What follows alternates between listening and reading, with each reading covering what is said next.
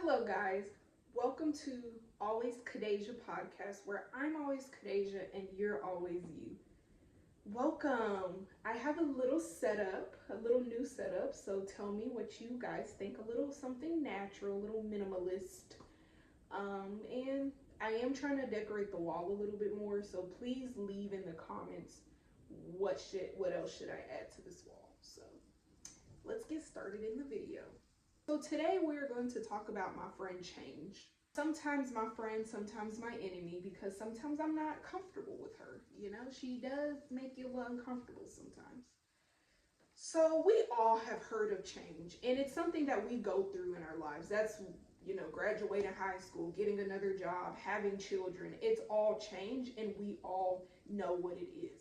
But the type of change that I am going to talk about today is the change that you first don't expect and the change that you have to make for yourself. Because there are changes in our lives that we don't have to make for ourselves. Like when we're kids, moving to a new house, like that's not our duty, that's our parents, we're our guardians. Or graduating, I mean, you may drop out, you may graduate, you may be in school a little bit longer. Either way, that process is coming. But I'm talking about the change where you're tired of it and it is your responsibility to take that change on. So this is when I'm talking about trying to change a career, leaving a friendship, or even bringing on a new friendship, relationships, romantic relationships, changing your patterns, eating habits, all the stuff that is your responsibility to take that change on. So first, I'm going to go into reasons why it is hard for us to change. Because I think it's important to know your patterns before you change. Because if you don't even know what you do, how can you change something that you don't even know what you're doing? So one of the main reasons why it is hard for us to change is, first, our brain really enjoys routine and it likes knowing what's going to happen. There's a time in your life where you have worked somewhere and you're like, oh man, like I can't stand this job, I'm gonna quit. And then you kind of just keep going to it even though you complain about it. And obviously, you got bills and stuff to pay. Like that's understandable. But another thing that you have to realize is you are in a routine, you're in a pattern, your body is used to it, your mind is used to it. You may complain about it, but it's because psychologically you're just used to that pattern. So it's hard for you to change because that's what you know. Same thing with being in friendships. You may attract certain type of relationships, romantically or platonically, and you may not enjoy those friendships, or the person that you're with is toxic, whatever the case may be. But because you have been used to that routine, and because you are used to that routine, you keep going back to it because that's what you know. Your brain is comfortable with that. No matter how it makes you feel, you're comfortable. That's why when you doom scroll, you're comfortable. Even though mentally you don't like it, you're comfortable with that routine. And it's a psychological thing. Like it's a thing, you get a little dopamine from it. You know what to expect. You know the outcome, which goes to my second point. You don't have control fully over change. Another reason why we are afraid of change is because we don't know the outcome. Like if you do change, if you do leave that job, you may not have another job in place, or you don't know how you're going to pay the bills, or is it going to, there's a lot of questions. You don't know if you're going to be successful. Another thing is, well, once again, if you're in a relationship, you might attract the same toxic person, but you may be like, well, I don't know if I do leave this person, I don't know if I'm going to find somebody again. When will I find somebody? What if that's the only person? Your brain doesn't have control, so your brain starts to freak out. And that's why we are scared of change, is because we don't have full control over our situation. And it's a survival mechanism, but also too, we just don't understand it because we don't have control. So when we don't have control, our brain is like trying to piece it together, but when you can't piece it together, you just can't piece it together. So I ended up having not enough storage, so I don't know if the lighting doesn't look the same, and if it doesn't, sorry guys. But let's continue with this video. Shall we? Okay. This leads me to my third reason, which is you don't have enough faith or you don't believe in yourself enough for the change. So relationships, will go back to it because that's just common. When you think about it, when you're like, well, I don't know if I deserve enough, or well, I don't know if I will find somebody better, or what if I'm alone? Like, you start sabotaging yourself. You feel like you're not worthy of change. So that's the reason why you are afraid of change as well too, is because you just don't have the faith or the belief, and you're going to something uncomfortable. And really, when you're going to something uncomfortable and something new, you don't have control over the outcome, and it's not new, it's new to your routine, so you end up kind of abandoning that change. So now that we got into a little bit about like what reasons, the reasons why you are afraid of change, now I'm going to give you real talk, and the real talk period is being true and raw and honest with you. I'm going to get into the consequences of you not changing. So just think about this scenario, and a lot of people talk about it. It's a cliche scenario, but think about it. Think about you on your deathbed, you're 90 years old, and people ask you, well, before you leave, like, what life, can we learn a little bit more about your life? Or like, I would love to see what your life was like or whatever. And you just sit back there, you're like, damn, I was at a job that I hate. I stayed in a relationship with somebody that didn't even last. I ended up not following my dreams, and I kind of just stayed average and kind of just kept myself hidden under the rug type. You can't think of nothing exciting because your ass didn't change. And your life, everyone's life is different, so your life doesn't have to be what someone else's life looks like. But just sit there and think about it. Like, you in your deathbed and you sitting there like, damn, like, I really wanted to buy this house, or I really wanted to travel, or I really wanted to have this type of family, or I wanted to try this hobby, and I wanted to do this. But instead, I just was scared to change, so I didn't do anything at all. And guess what? It shows in your actions, and it shows in your life. The life that you have right now shows what you have done in the past few days, months, and years.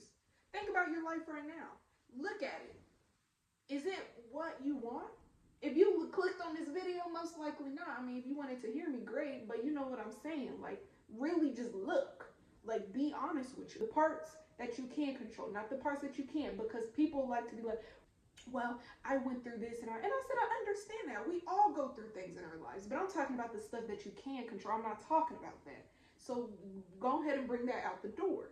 So my real talk is right now is the consequences of not changing is something that I heard. I don't know where I heard it from, but if you don't grow, you die, basically.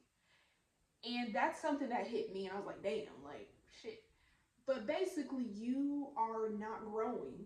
If you're not growing and if you're not improving your life, I'm not saying you have to be this self-love girly. I'm a self-love girly, but not everyone, that's not everyone's lifestyle. But if you're not doing anything to better yourself once every single day, you're basically dead, because you're growing. Your body is growing, your mind is growing. No matter if you're really growing or not, your body's gonna age, your mindset's gonna change. All these things are gonna change. Life is gonna change. The whole world is changing. So if you don't grow, you die. I just mean, like, if you're not growing, or your body, you're just not going anywhere. And I heard that quote, and it's a really interesting. The second thing that is happening is you will never know if you could have been great. You never know if you could have been great.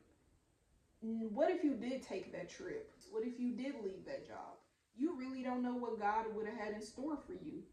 Would it have worked out? You don't know. We don't know. But you most likely will just never know if he was going to be great or not. You'll just be sitting there dreaming and looking crazy. You will always have this feeling of regret, and that shit ain't going to leave you. And it gets worse as you get older. Because I do believe you can do anything at any age that you would like.